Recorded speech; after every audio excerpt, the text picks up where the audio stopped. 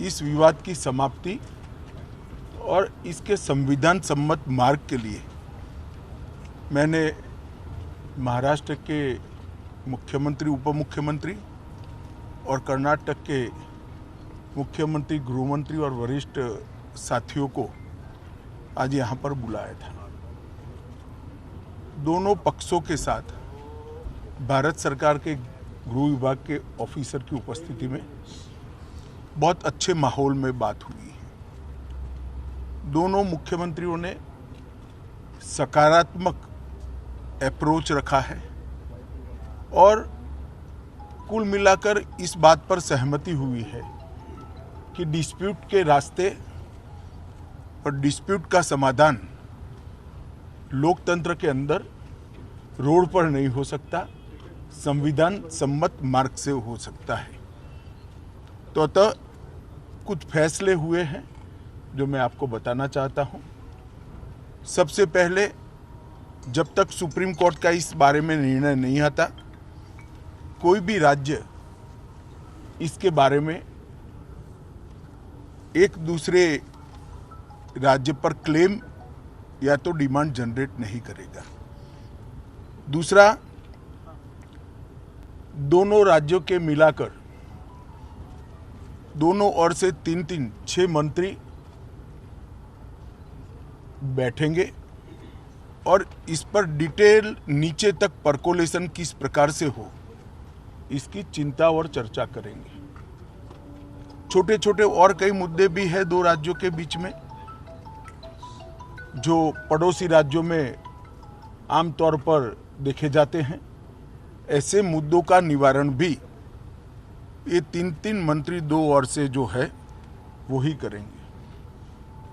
दोनों राज्यों में कानून और व्यवस्था की परिस्थिति ठीक रहे, अन्य भाषाभाषी आबादी को या तो यात्रियों को या व्यापारियों को किसी भी प्रकार की परेशानी न झेलनी पड़े, इसके लिए एक सीनियर आईपीएस अफसर की अध्यक्षता में दोनों राज्य कमेटी बनाने के लिए सहमत हुए हैं, जो कानून और व्यवस्था को संविधान के हिसाब से ठीक रखने में प्रयास करेंगे।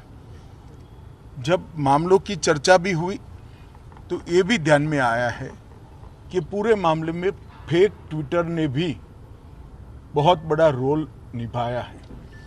कुछ फेक ट्विटर्स सर्वोच्च नेताओं के नाम से जनरेट किए गए और इसको फैला दिए गए हैं। और ये मामला बहुत गंभीर इसलिए है कि इस प्रकार के ट्विटर से दोनों ओर की जनता की भावनाएं उद्वेलित होती हैं और घटनाएं जन्म लेती हैं। तो तय हुआ है कि जहां जहां भी इस प्रकार के फेक ट्विटर के मामले सामने आए हैं, वहां पर एफआईआर रजिस्टर्ड की जाएगी और जिन्होंने किया है उसको भी जनता के सामने एक्सपोज किया जाएगा।